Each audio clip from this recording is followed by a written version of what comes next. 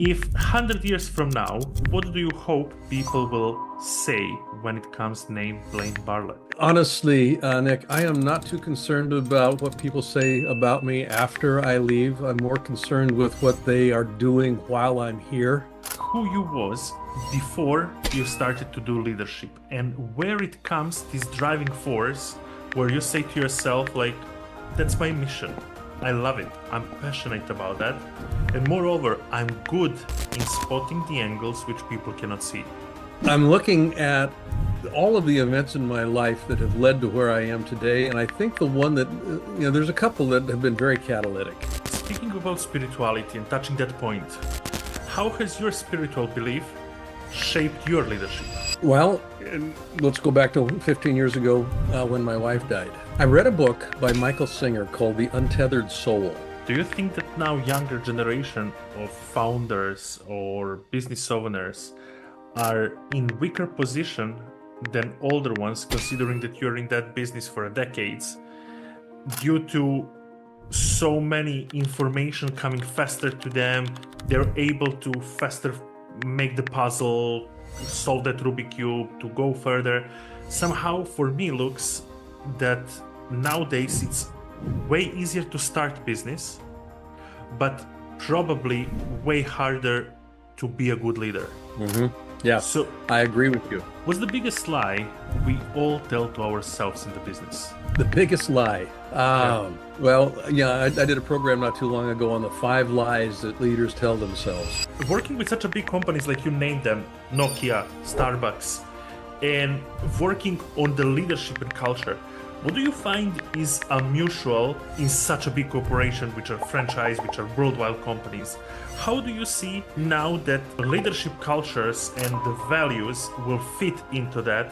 And are there some big changes you see in this? Guys, I need to say something. We're building something really special here. The level of guests, the conversations, the depth we are going in week by week, it's becoming better and better, more and more valuable. But there is one thing which doesn't make any sense. Almost 90% of you who keep watching the episodes, who keep coming back week by week, are not subscribed yet. Which means one thing.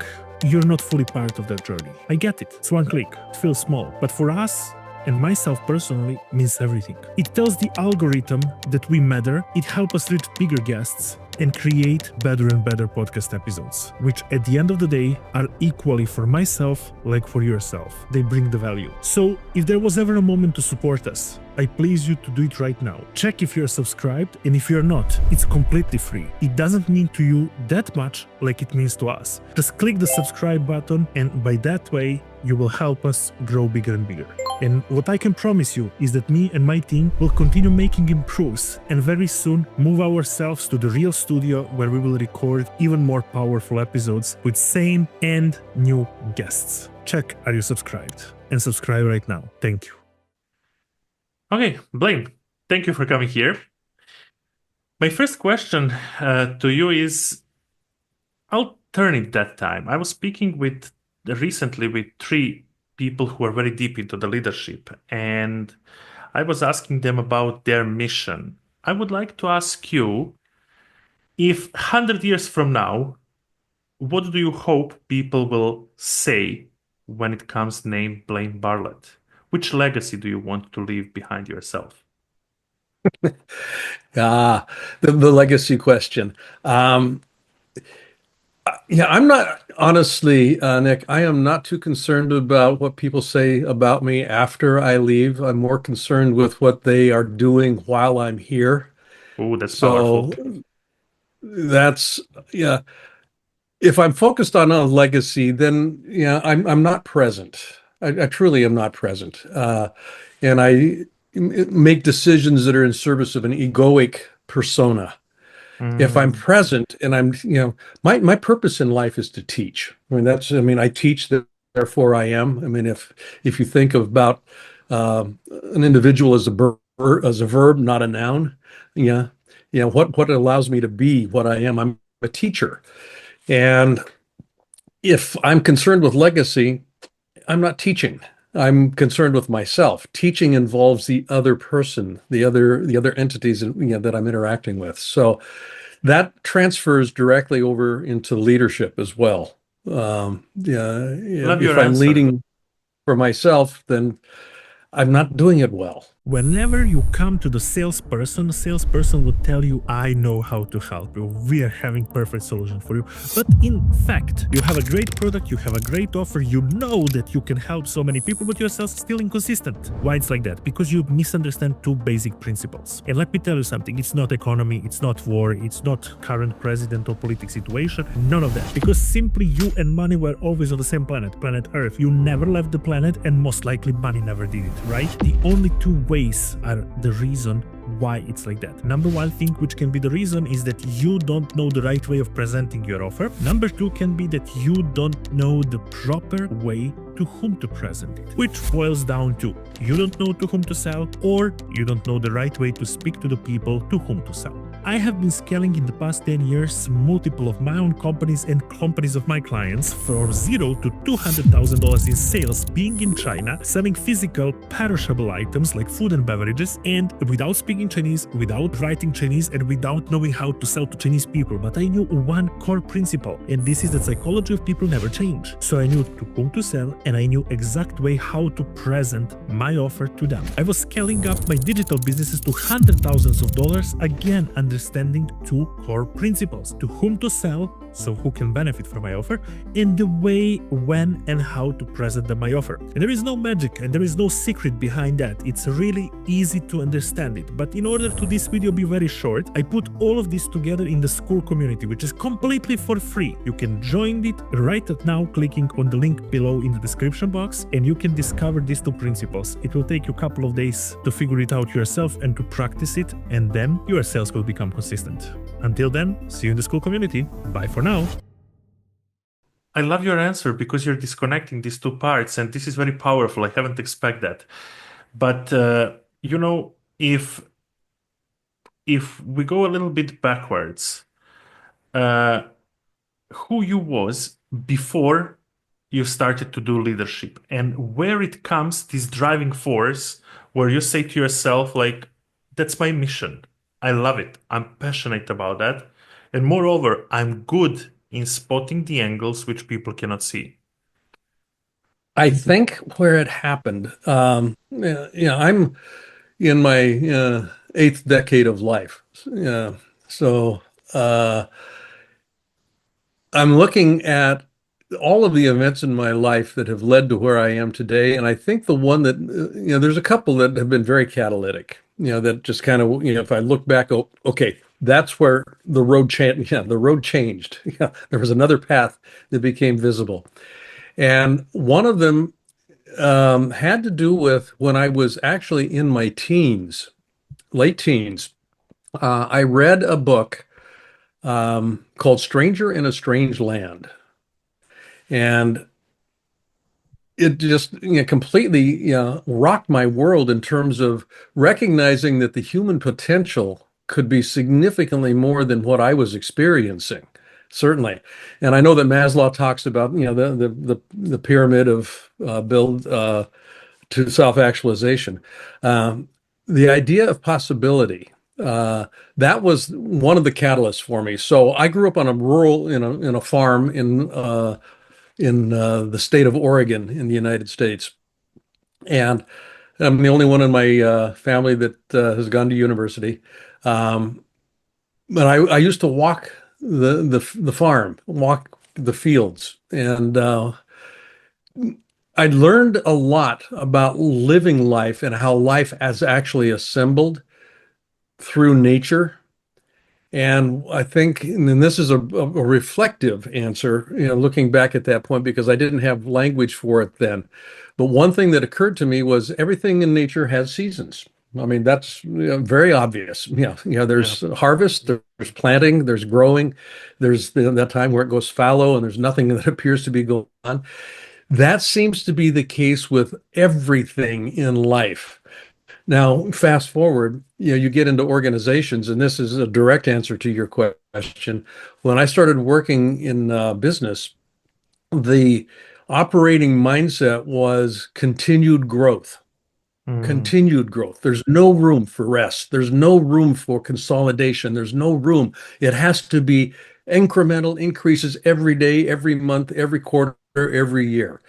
And the problem with that is it's toxic. It actually is not a healthy way to live. And I realized very quickly in my emerging career that most organizations are toxic to the human spirit. And I mean that very literally. Yeah, yeah. Athletes, professional athletes, have a pretty good idea of what their career lifespan is going to be, and it's 10 years is a long professional career. Yeah. Business, you're going to be in business 40 plus years at least.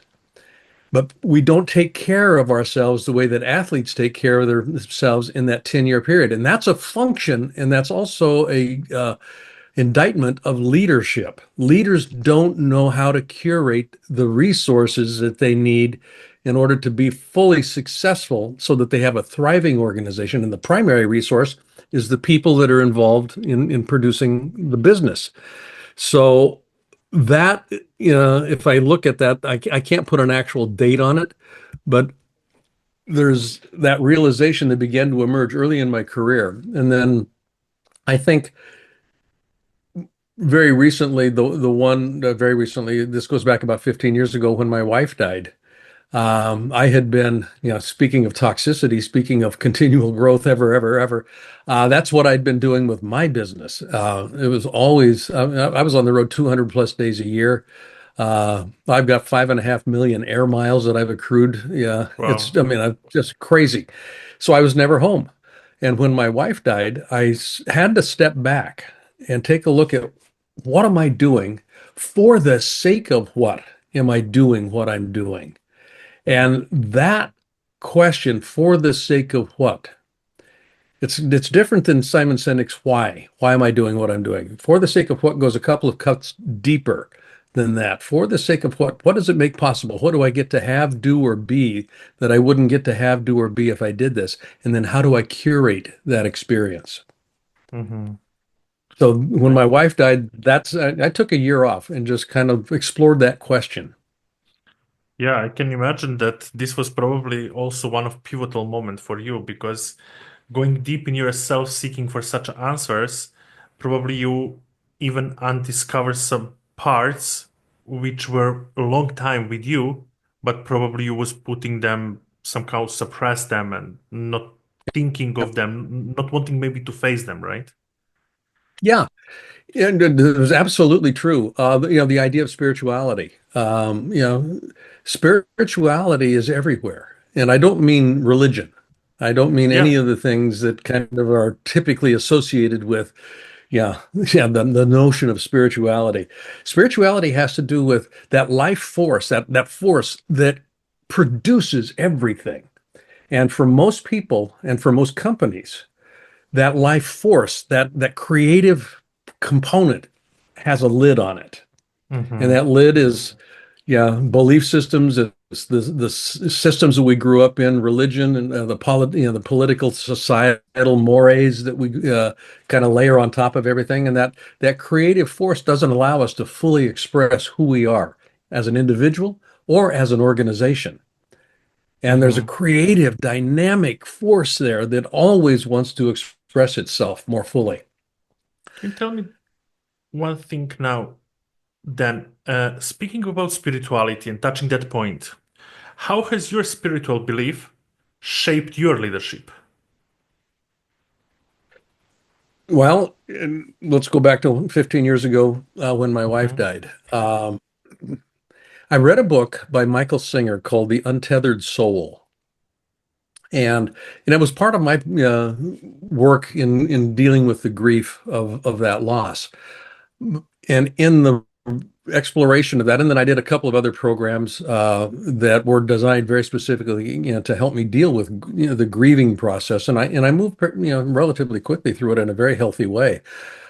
And in that journey, that's where I began to really look at there's application for spiritual conversations in every aspect of life, not just with my friends sitting around and having a cocktail out on the deck and that sort of thing, or in a church, or walking through nature in a meditative state.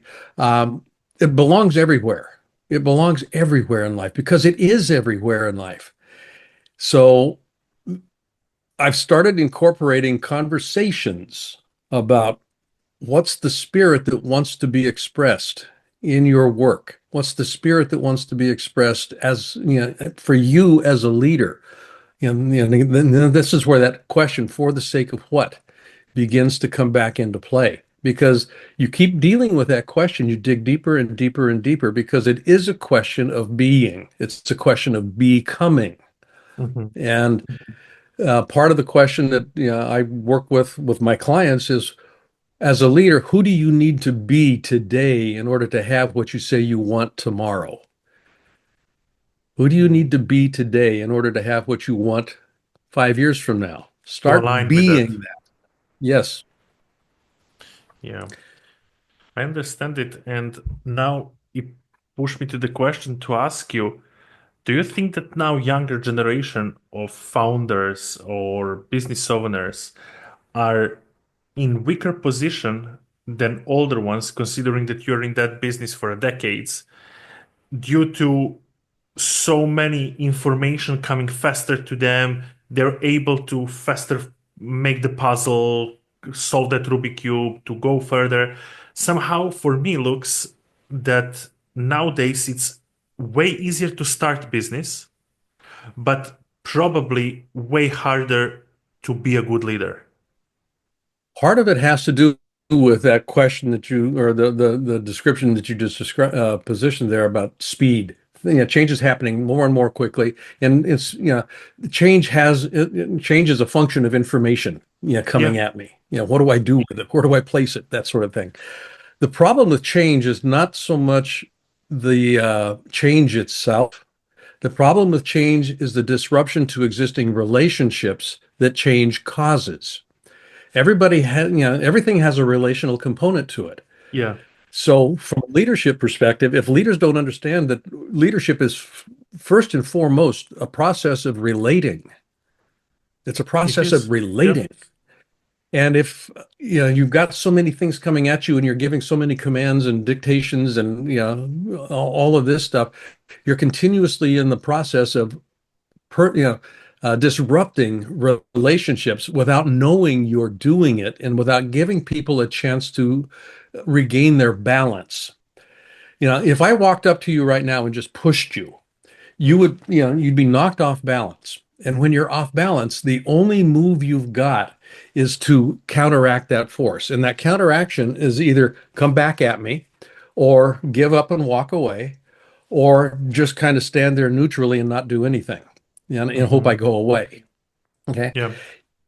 Either of those are not particularly resourceful responses. They are reactions to that push. So leaders are continuously pushing. Metaphorically, they're continuously pushing the people in their environments, in their systems. They're continuously pushing and knocking them off balance without knowing that they're knocking them off balance. And this is the relationships. That's very well Giving said. giving space for people to regain their balance so they can now creatively respond to what's what's in place here. So the paradox is sometimes I have to go slower in order to go faster. And that going slower piece is a process of allowing for balance to be created. And I don't mean life balance. I mean, people just need to get their footing under them. Yeah. There's in every organization, Nick, there are two questions that are in the background in people's minds. Always. These are things that are running all the time, these two questions. Who am I? And where do I belong?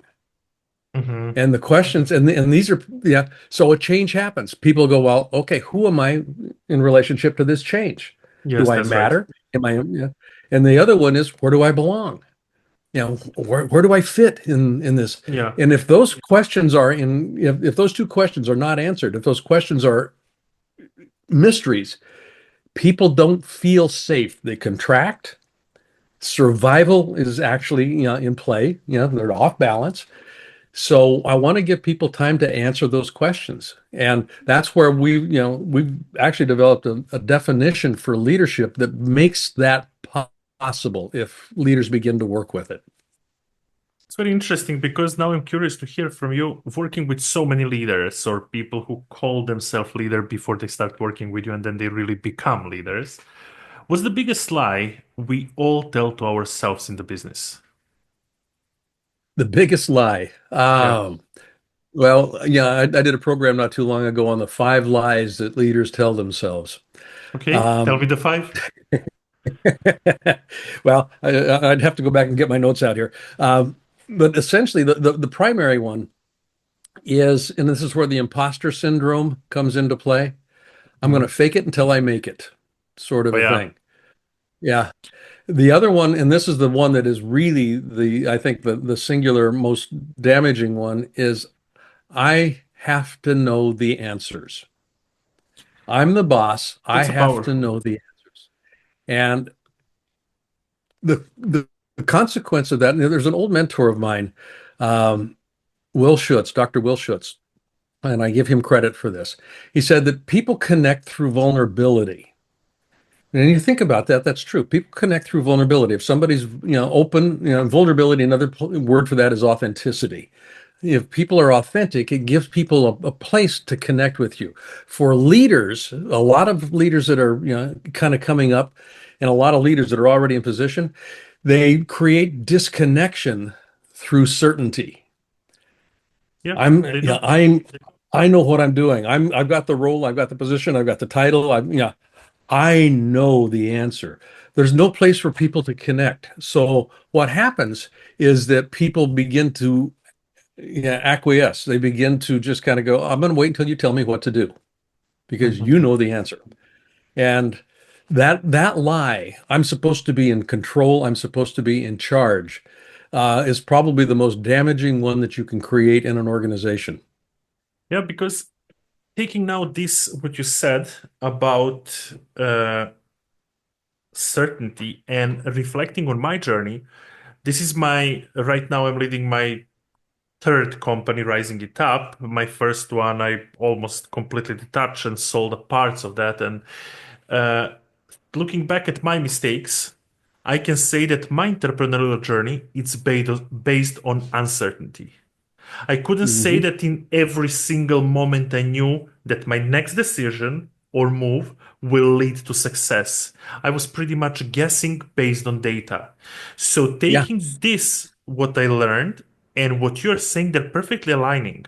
So this idea of I'm certain, I know, look at me, I made certain results in the back and I can do it, I'm definitely right.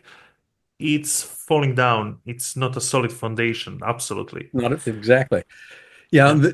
one of the ways that I think about, the distinct roles in organizations between leaders and managers, and then I'm going to just kind of categorize this: leaders, managers, and workers, Hmm.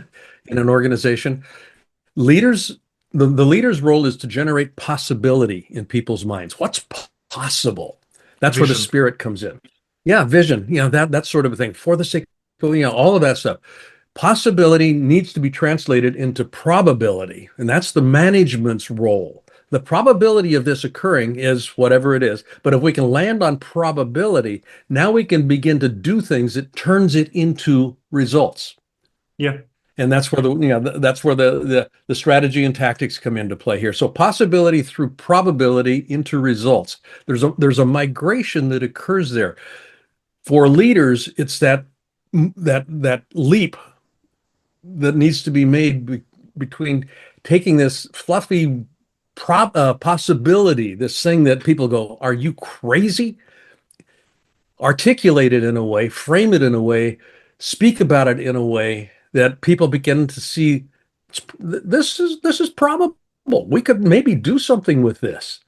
And that probability now has something that we can get our hands on. We can actually work with it. And Yeah. that becomes the management role. How do we actually translate that possibility into a probability, a functional probability that we can actually work with? Which begins to blow a hole for me in that notion that I have to have all the answers. I can come up with the ideas, but then I need to collaborate with my management team, with my leadership team, in order to create the probability. And that probability, to your point here, is just filled with uncertainty. It Yeah, really is. So it is. one of the questions that leaders need to ask themselves is, how do I know what to do when I don't know what to do? Yeah, and that's actually the hardest part, probably. Whom should I It listen? My is. emotions or my logic? Should I operate based on data or should I operate Yeah. based on feeling? Yeah. And this Yeah, and kind that's of where the mindset comes into play. yeah, this kind of balance to look for, it's quite challenging thing. And here is something what happened to me, and I want to use my chance to discuss now with you. I spent okay, even most of the people right now know the last 3 years I'm living on the Canary Islands with my family, but previous 7 years before that, I spent in China rising two companies from the zero without speaking a word of Chinese.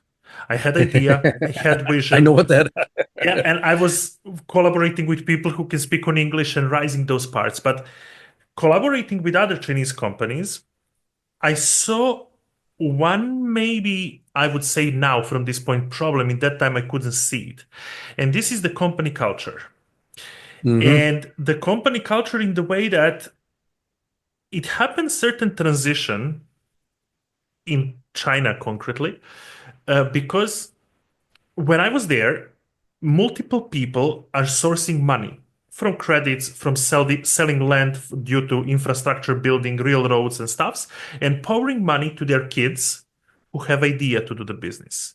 Kids start the business of such a big sizes. Probably the lowest factory it's around 200-300 people. And those are Hmm. quite big companies in that moment. We'd operate with a big capital, but not having certain company culture. Right. I will not name the brand where I've worked, but the values were just sticked on the wall. There was Yes. printed picture, framed in beautiful frames, and sticked on the wall. Looking backwards, nobody really knew how to follow those values of us who was working because nobody introduced us to that, and nobody kind of created that environment. No wonder that Yep. this business, even though it's a franchise, it's fall down certainly after pandemic. My question to you is, how do you lead today's leaders into creating a company culture and sticking for the certain values? How you discover them, how you operate with them, and how you kind of coach them so that they lead based on certain values? That's a great question. Thank you for that question. Now, you speaking of China, I'm an adjunct professor at Beijing University, Wow. and yeah, and the the programs that I would work with them on is culture. Yeah, how do you lead the development of a culture in an organization? And it was all around entrepreneurship. I gave a series of lectures at Tsinghua University on leading Awesome. culture development in large enterprises. So this question is just perfect. Culture, yeah, we talk about mindset. You and I, everybody on this planet has a mindset. It's a set of beliefs, it's a set of values, it's a set of understanding about what appropriate behaviors. I mean, all of that stuff is in our minds, and that's aggregated and it's called a mindset. This is true in companies as well. There are belief systems, there's processes, there's things. We've always done it this way before. This is how we do things here. Culture is a definition of how we're supposed to work together. Now, for most companies, it develops organically. When we start adding people, without paying attention to it, things actually start to make, they start to fit together in a certain way. And that ends up becoming what we call our company culture, but it's organically developed. And the problem with this is many cultures do not support the ideals that the company says it wants to produce. Mhm. So yeah, the power of culture is in the okay. I'm gonna divert here just a little bit. How I describe something in my mind determines how I feel about it. How I feel Mhm. about it generates my behavior. Yeah. So a lot of leaders will try to get people to behave differently in service of a new goal or objective. We need to do this different. Well, what hasn't changed is the meaning making process, the description process in people's minds about what's going on. Absolutely. All behavior is a consequence of meaning that people have made up in their minds about what's going on. Those two questions: who am I? Where do I belong? What does it mean? This is what culture creates. Culture is a meaning making environment. It's a meaning making stew, if you will. Okay, you drop something in, and the culture works on it, and this is what it means. So the question is, how do you develop a culture that actually supports where you want to go? That's what we want to be paying attention to. This is where the values conversation comes into play. It's not about vision. Okay. It's about the values, because values are the way that we begin to define meaning in our work process. It's what we pay attention to individually and collectively. There's been some studies that indicate that the clearer people are about, and this is two components to this: organizational values and personal values. The clearer people are about the organization's values, you will see there was a correlation between commitment, in the work process. People are committed to the clarity of the values. The more visible the values are, there was a level of commitment that was measured. Okay. Now, what was true was, if an organization just paid attention, and this is where it gets put up on the wall, okay, they articulate the values and they go, we're clear about these things, we put them up on the wall, but nothing is done with them.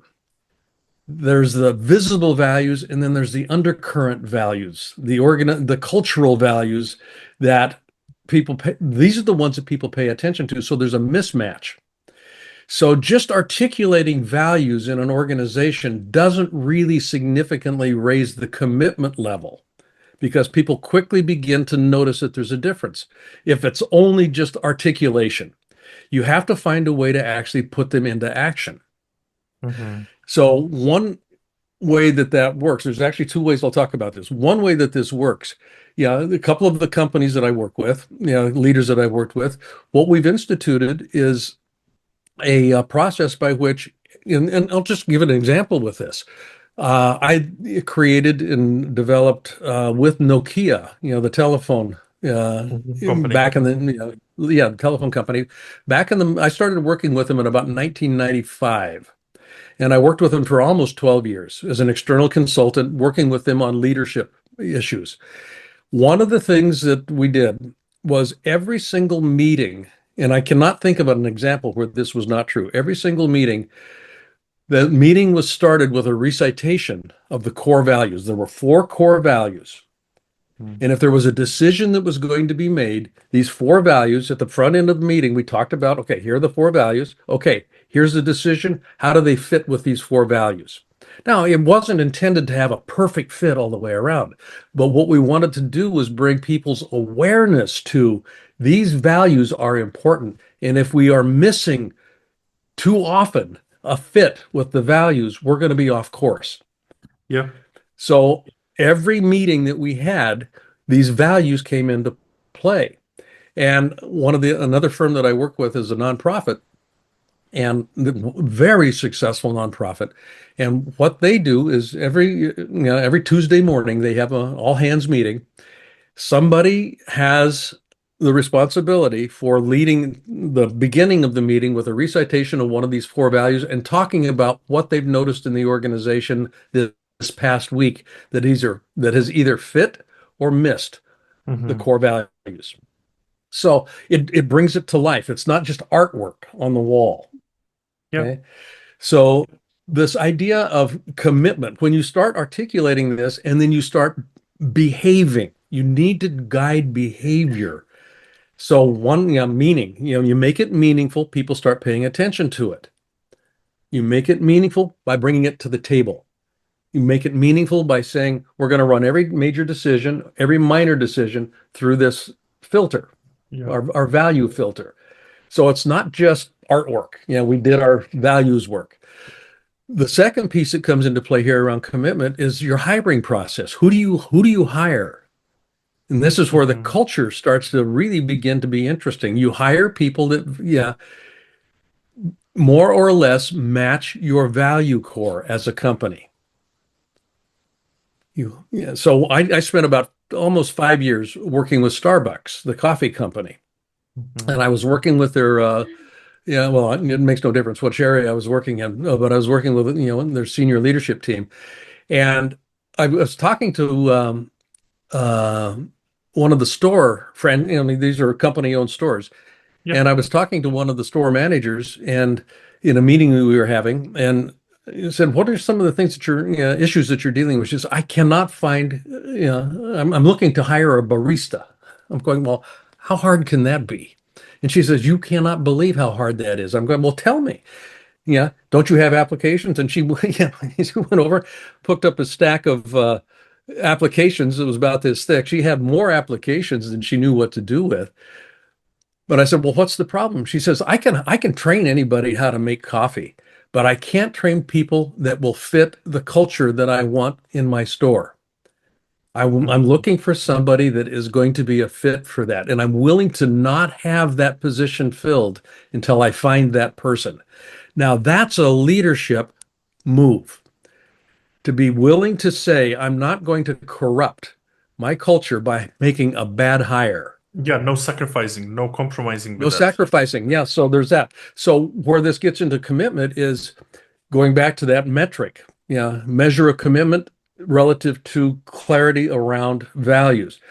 The more clear an individual is about their personal value core, and you bring somebody in that is matching the company's value core, all of a sudden you've got a synergistic fit. The commitment level goes up dramatically. Mhm.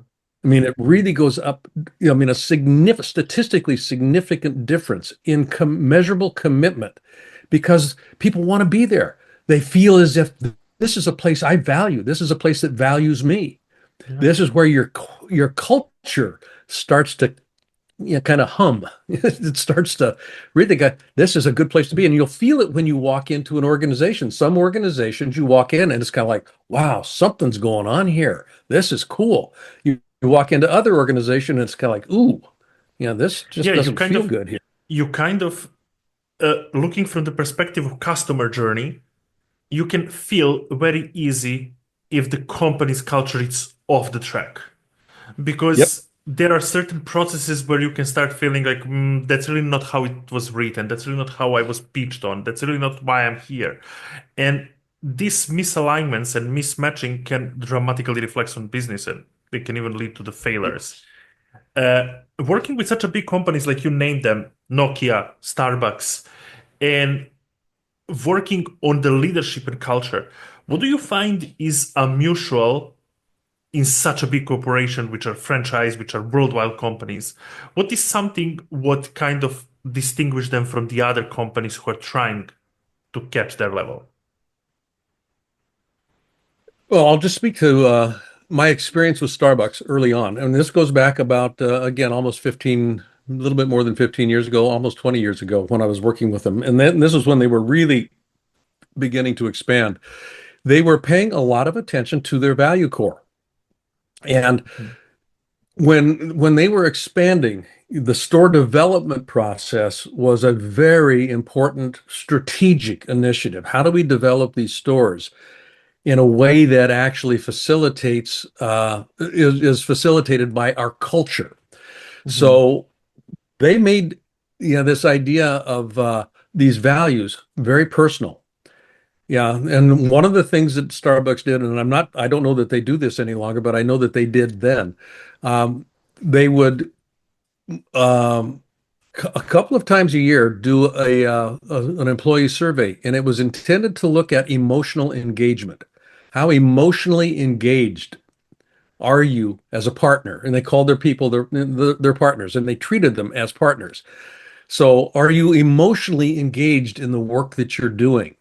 Mhm. And that emotionally, and Gallup, the polling company, kind of developed the questionnaire on this.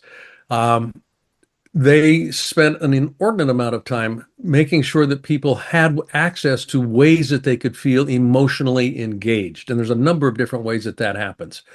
But that was a key metric that they were paying attention to as they started developing their stores. And part of this also had to do with the customer experience, the customer facing experience. Mm-hmm. Do people feel emotionally engaged with who we are? And this is where you start looking at net satisfaction scores and Mm-hmm. those sort of things come into play. And Net promoters. Yeah. how do you feel now where we are rapidly almost sliding, I would say, like literally with the all gravity force into AI, and where people massively start using it in almost every sphere of business. Like I literally can probably name only on finger of one hand some things which will stay to us humans, like maybe storytelling, eventually sales, that this kind of like human to human connection and stuff. But it started to impact on everything. How do you see now that leadership cultures and the values will fit into that? And are there some big changes you see in this? Any new technology is disruptive to relationship. So Hmm. I'll just start with that premise. Okay. When automobiles first appeared, there was all kinds of angst around Yep. the disruption that was going to, because I'm used to traveling in a horse and buggy, so I have a conversation, with the people that I'm traveling with. But now the automobile is here, and yeah, I don't have time for that conversation any longer. Yeah, it's a focus on the technology. Every technology has its upsides and its downsides, I think, and this is very definitely true with AI. Um, from a leadership perspective, it's an incredibly powerful tool Mm. in terms of productivity. Again, how I describe something determines how I feel about it. How I feel about it generates my experience. So the introduction of AI needs to be, I think, a curated process. And I forget the company. I believe it was IBM just recently had you know laid off a bunch of people because they were going to be implementing an AI Yeah. algorithm to do some of their work. Well, they found pretty quickly that the human touch, was missing. And so they started rehiring some of these people again. Leaders need to be very mindful about, and this is for the sake of what?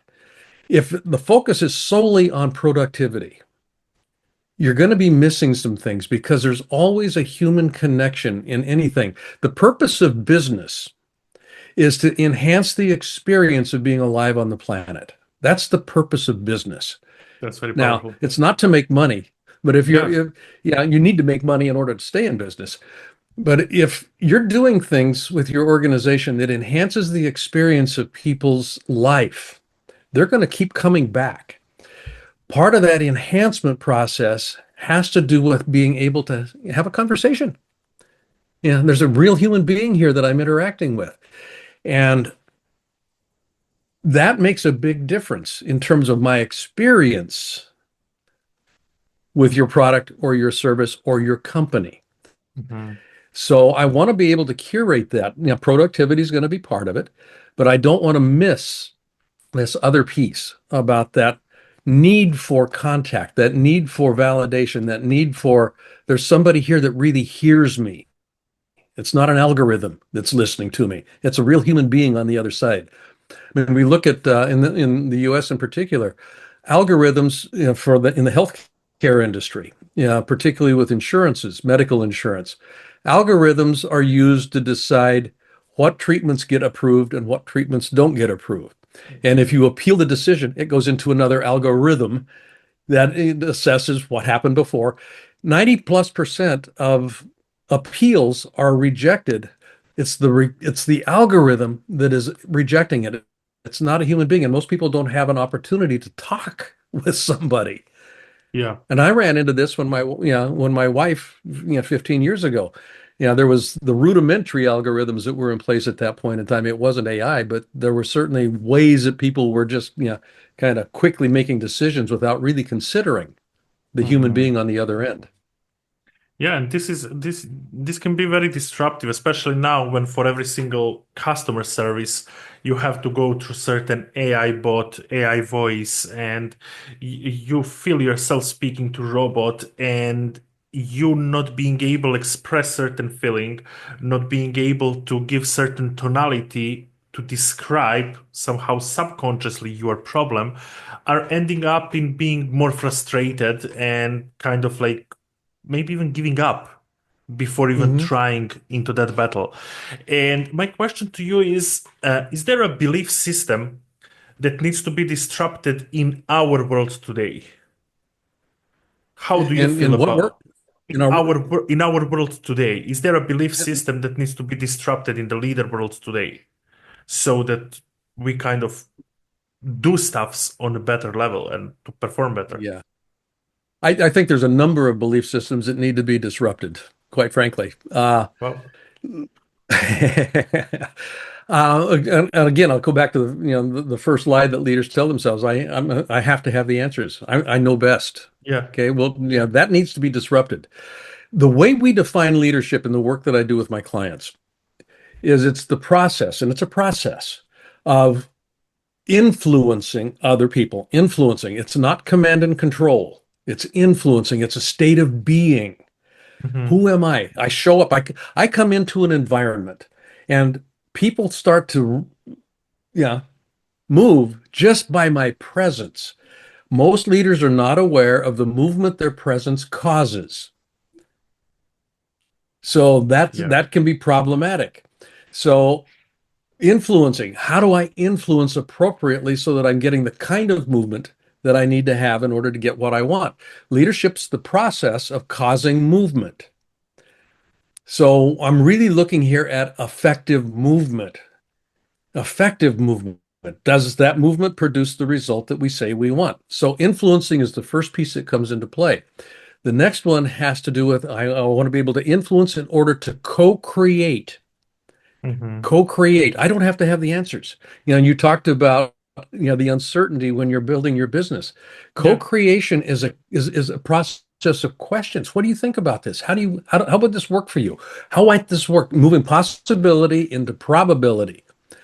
Yeah, influencing in order to co-create. So you want to give people voice in what it is that you're trying to produce, what it is that you're trying to create.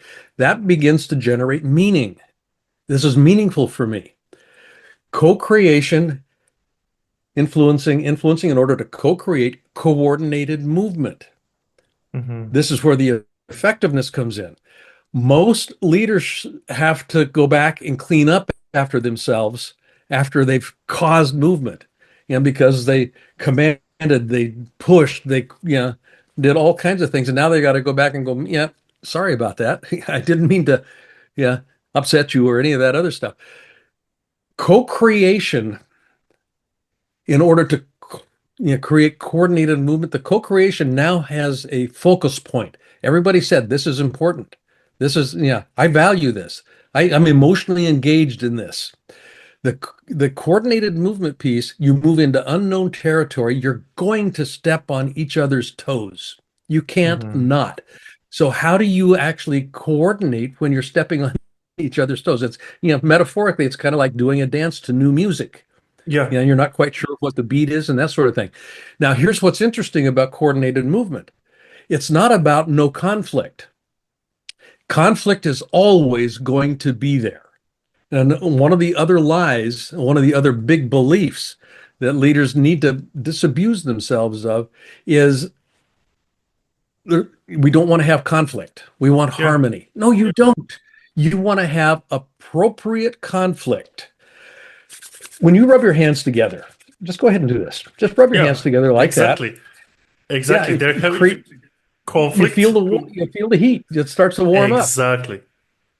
That's Conflict, another word powerful. for conflict is friction. Yeah, conflict is friction. Friction will generate heat. Heat cleans things. It burns off the superfluous. It burns off the stuff that's not necessary. And enough heat will generate light, which illuminates possibilities, illuminates things that we've not seen before. It's kind of, oh, yeah. So in this conflict, I'm going, you said something there that I disagreed with, but tell me more about that. All of a sudden, we've got openings that begin to occur. Probability now becomes what we're working towards. So, influencing in order to co-create coordinated movement in service of or in pursuit of a worthy ideal. This is the for the sake of what? That worthy ideal. Why is this meaningful to you? Yeah. Now, in an organization, you talked about your Chinese company that's got 300 people in it. You know, if people can understand, and you're going to have if you do this effectively, you're going to have 300 different worthy ideals, but they all are in service of that one fundamental congruence. So you now have alignment. You don't have necessarily harmony, but you've got effective alignment. And with alignment, you now have movement that is going to produce what it is that you'd like to have without unintended consequences, minimal unintended consequences. That's very interesting what you're bringing up here, and actually it's a golden nugget in the leadership because people will start to open their ideas towards opportunities and in the same time not being egocentric, not leading with ego. But in nowadays, one thing which I realized, and probably it's starting to change, I would like to hear it about you. Having the social medias, which rise the amount of businesses right now, rise amount of online businesses, amount of coaches. Am I right if I say that people are becoming more and more open-minded towards age barrier? Because I can see that people who are 2, even 3 decades, sometimes maybe even more, older than me, are willing to work and learn from me, or to we do a service for them with my now company without any judgment, without judgment of my age, without judgment of my experience at the back, right? They're looking at what will they get, how will they get it. Once they're certain on that, when they see the outcome, they're making that decision. In past, somehow, I would say that we would end up in this sentence where chick is trying to learn chicken how to lay the eggs. So I would like you to tell me a little bit of context. How do you see it in the big companies? Are we really starting to be completely aware that no matter of age, no matter of experience, if I see the result, I'm heading to that decision? How you see all this in leadership niche? Yeah, I think there is a leveling that to your point here. I think that there is more. It's there's two hands to this. One is I think there's more appreciation, but I think there's also a lot more frustration. Particularly in large companies, there's sometimes as many as 5 generations that are in the workforce. 5 generations. That's never where we've had 5 generations in a workplace environment. Each generation has its own set of its own mindset about what's important, what do I pay attention to, what's valuable to me, all that kind of stuff. And typically you're going to have at the top, you're going to have a more traditional leadership mindset, particularly in some of these bigger companies. These are going to be people that are in their 50s and 60s typically, and you've got a workforce that is in their 20s, and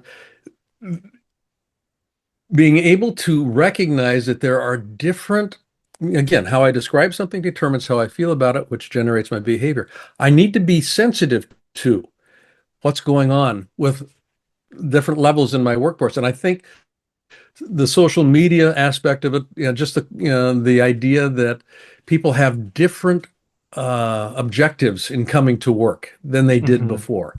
They have different values that they're looking to have satisfied when they come into a work environment, and being able to speak to that. So one of the other lies that I think leaders tell themselves is, and this goes back to, I know how to do this, my way is the best way. Highly effective leaders today are going to be far more open to new ways of doing things, new ways of exploring. A very easy example of that is return to work processes. You know, return to the office, RTO, return to office. A lot of that is steeped in hours worked equaling value produced. Value Yeah, has nothing to do with hours worked. absolutely. Value has to do with connection to an ideal that people want to make happen, and they're going to be doing it. However, they're going. Ideally, they're going to be producing because it's important to them, and it doesn't require a punch clock. So, in my organization, we're 100% virtual. One of the foundations I work with is 100% virtual. Nobody watches anybody's clock. You just get you said you were going to do this. Okay. Deliver or don't deliver. If you don't deliver, we'll have a conversation. If you do deliver, we'll have a celebration. Okay, That how sort of a thing. Take how much time you want, but here's the deadline. Here's when we need it. So there are parameters in place. how would you rank their performance when they're completely hybrid, when they're completely working online and not being in the certain ecosystem Yeah. called office?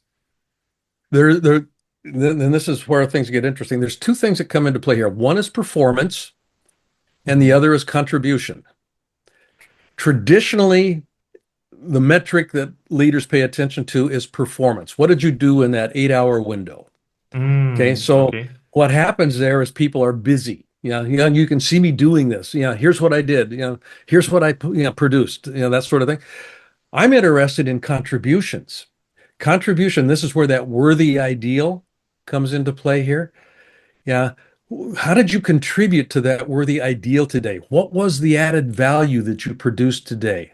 Now, your performance, we can always improve performance. So it took you, you use more resources to produce this than I think was probably necessary. Let's talk about how we can do this same Mhm. contribution with fewer resources. So that changes the nature of the conversation in the organization. We want to have the focus on contribution. Performance is a red herring in one sense, because you'll have people doing all kinds of work and not really Interesting. contributing a whole lot. Interesting because I want to hear now purely your opinion, and I completely accept if I'm not right. Uh, Somewhere my belief, especially during the pandemic, I was in the second biggest infected city in the world, Guangzhou in China. I know that moment when people rapidly move to work from their home online. And one of the things which I felt that time in my company organization is that from one side, people feel relief in the way of working hours. They work when they feel easier to do it. Maybe for some of Hmm. them it's night, maybe for some of them it's morning. Some of them are not morning people, some of them are morning people. And I'm open to that. But again, on another side, I faced issues with motivation. I faced Hmm. that people are not having a certain determination and somehow discipline due to lack of work hours. How do you Yeah, see that?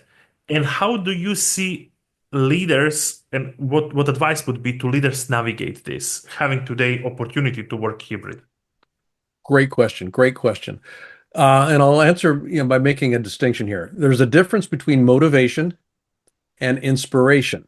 Hmm, cool. I know between motivation and discipline, but that one is now even better. Yeah. Motivation is always going to be externally organized. So when you talk about Okay. working hours, I want to have you produce so much in this time frame. And here's the reward. So it's a carrot and a stick sort of an approach. If you do this, you get that. If you Mhm. don't do this, you get that.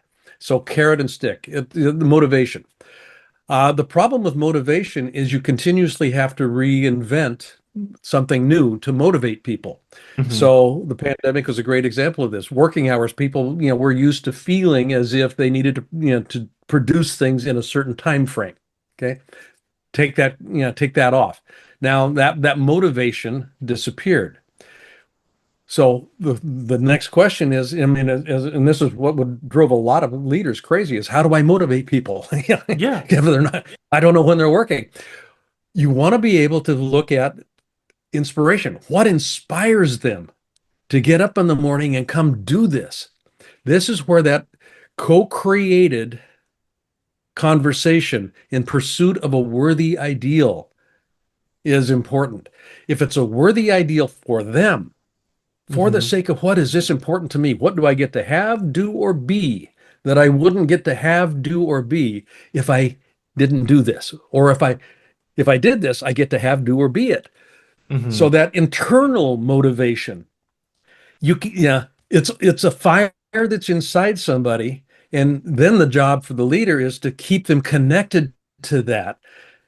And if they can keep it connected, that fire continues to burn, that light continues to shine, and they continue to, contribute in a way that's meaningful. So this is easy to talk about. It's really difficult to do because Yeah. it requires a leader to be vulnerable and ask questions, rather than tell them, tell me, how are you, I mean, so the question structure, the conversation begins to change. It's a different It's a different mindset for leaders. Hmm. The expedient way is command and control. The expedient way is to tell them. The expedient way is to find another motivator. The long-term way that you can do this, sustainable success is the process of continuously learning how and developing the capacity to continuously start over. That's how you create sustainable success in life, is Hmm. developing the capacity to continuously start over, I get it. continuously start over. I get it right now. So, And then I must ask you one thing now. Sorry for that. yeah, How then you measure your impact in these moments? What would be the features you would look at, the data you would look at, so that you know that your impact is delivering actually what you want? my impact as a leader, Yes. yeah. The way that I look at that has to do, and this is, I go back to Starbucks, you look at emotional engagement, Mm. Okay. emotional engagement. Yeah, yeah. One of the telltales, or one of the ways that in the leaders that I work with, in the companies that I've worked with, do people actually come to me with ideas? Do they Hmm. come to me with suggestions about how things could be improved? So what that signals to me is that the leader in these people's minds and in their eyes, the leader has set themselves up as somebody that's approachable and is willing to hear them. And it doesn't mean they're going to accept every idea that comes. So this is only just one example, but this is how you get significant growth in an organization is somebody comes up with a good idea and you go, we've never thought of trying that before. Or we've tried that before, it didn't work. Do you have a suggestion for how it might work this time that we haven't done before? Hmm. So that question process, people feel engaged. People engage through questions. They disengage through command. That's very powerful.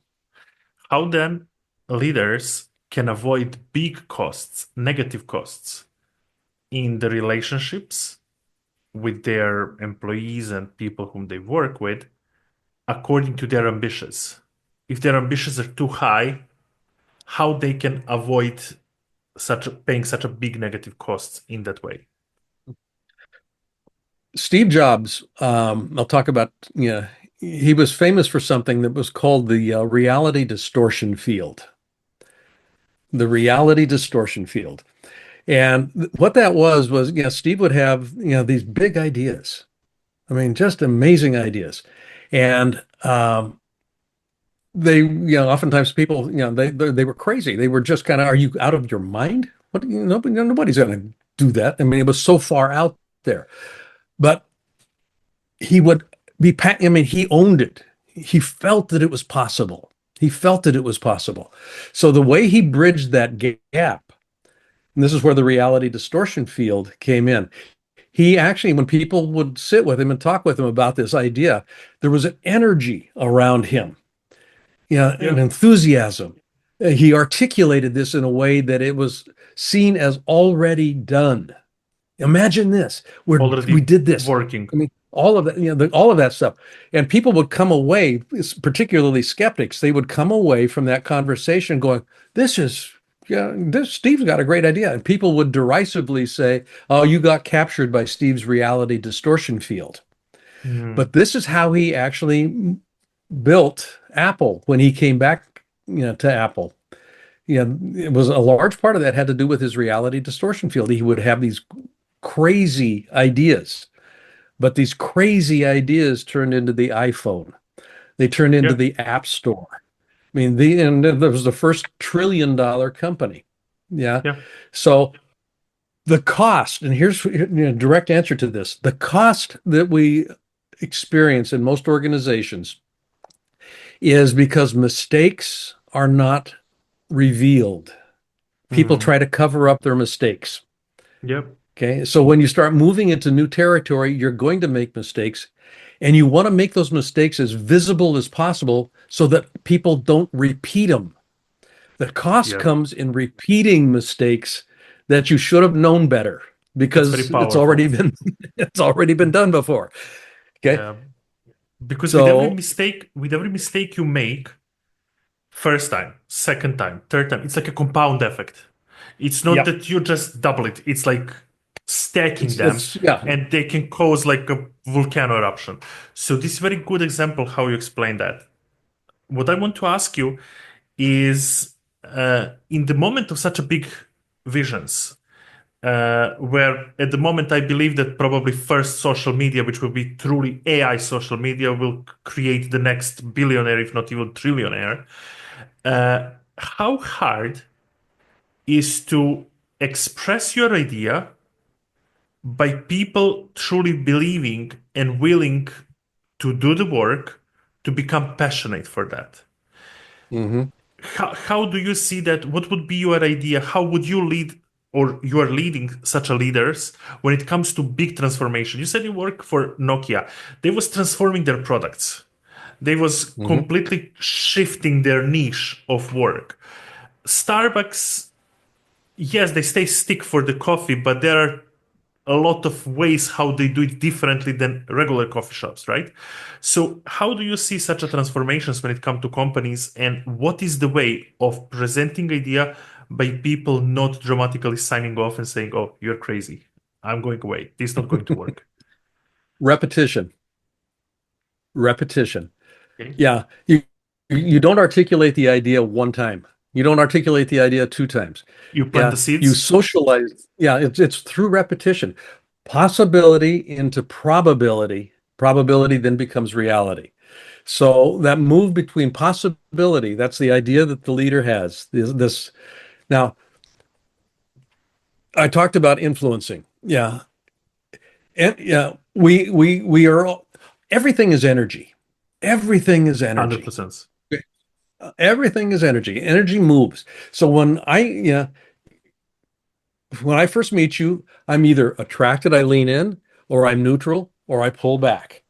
Yep. Before you've ever opened your mouth, before you've ever said a word, there's just something about your energy that I pick up and I respond to it.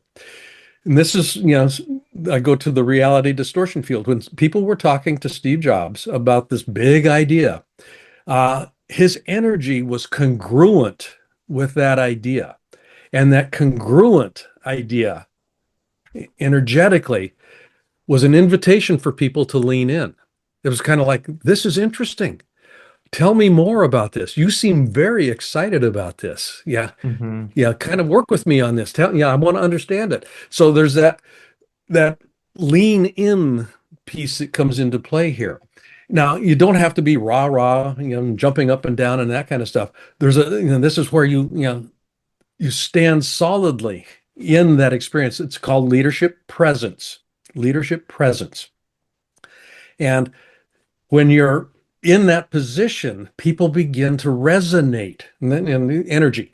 They start to resonate with us. You start to create a frequency that people find a position in.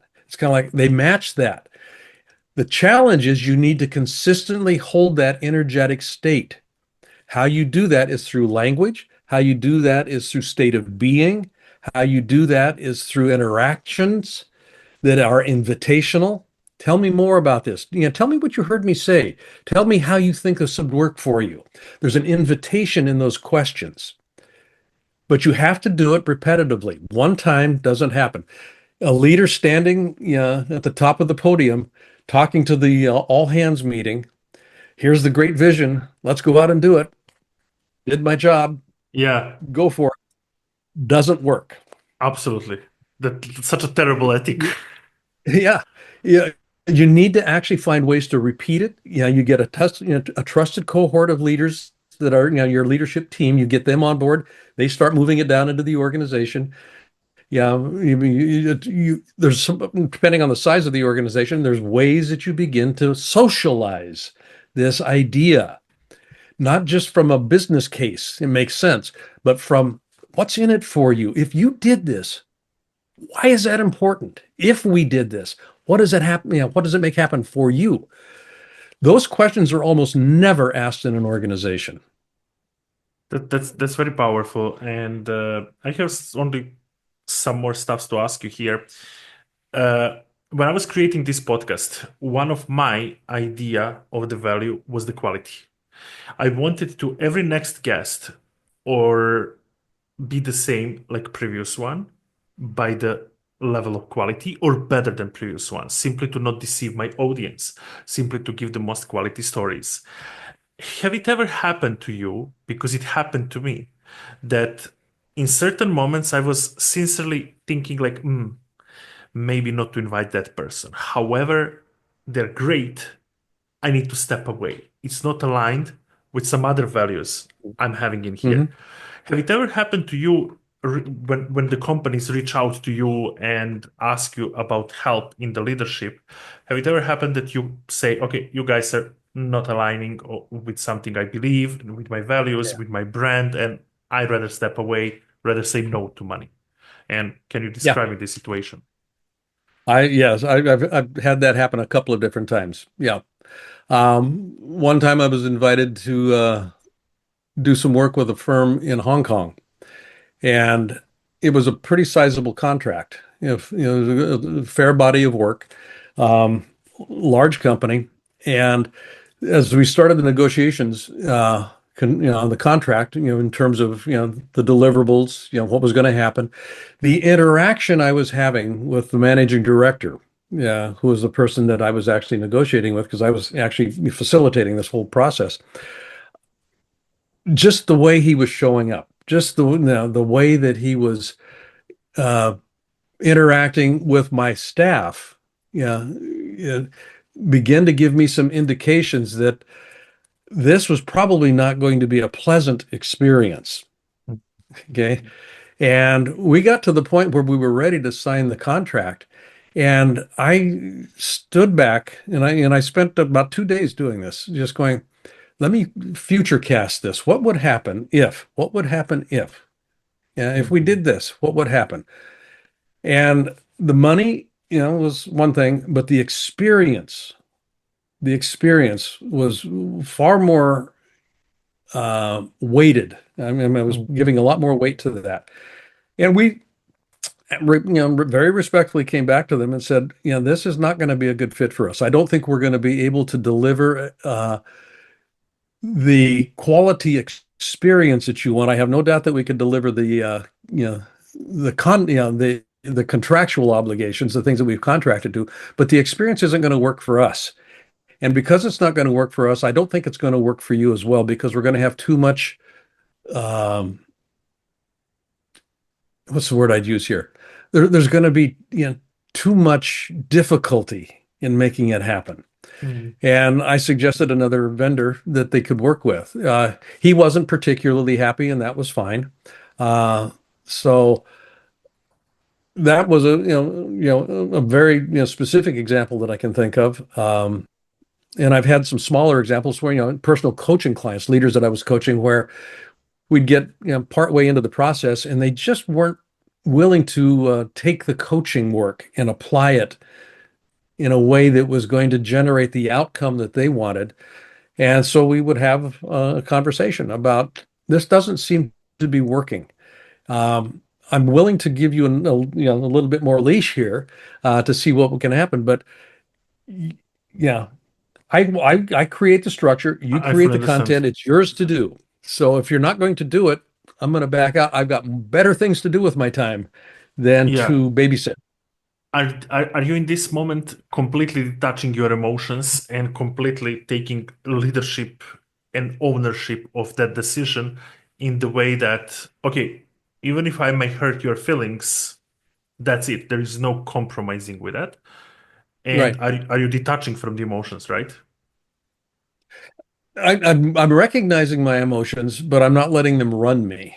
I'm Powerful. not letting them run me.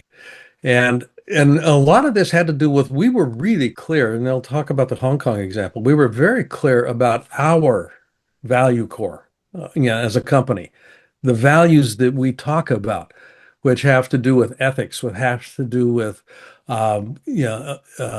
integrous contribution.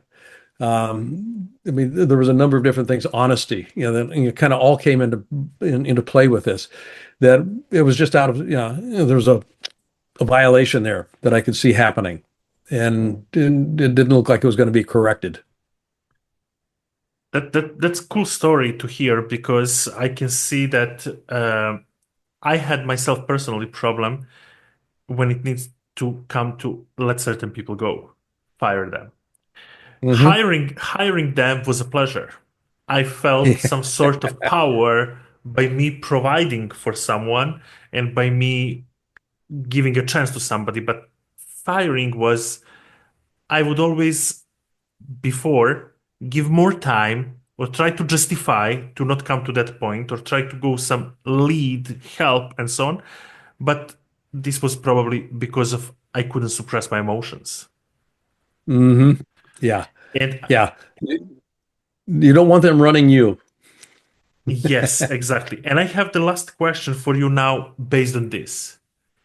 The name of this season is Inside Out, and I'm looking for what is the inside of a person that once awakened and expressed to the outer world will lead to certain success. When we speak to leadership, what is something what must be inside of a leader for you? If this is one thing or two things, what would this be? There are two things. One is, how do I define success? Okay.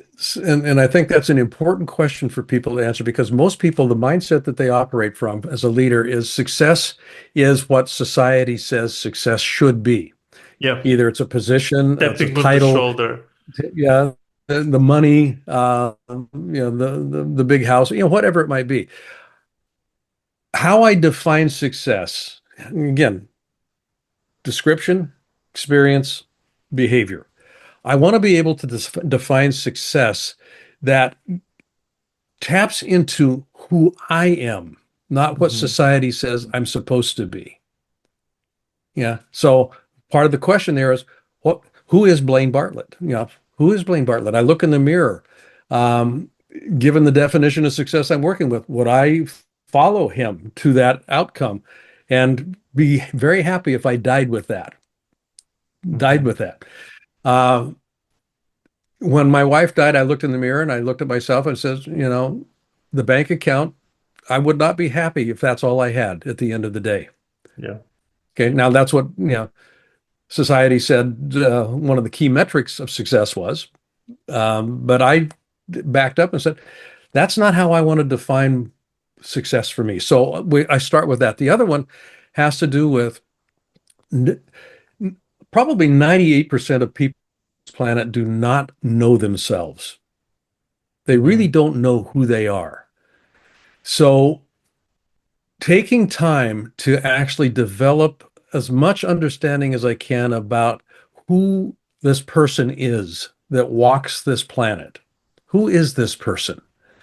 Okay, I'm a product of my environment. I'm a product of my mom and dad's ideas about what I should be. I'm a product of what society says I'm supposed to be. I'm a product of what my religions say I'm supposed to do. I'm a product of all of this stuff.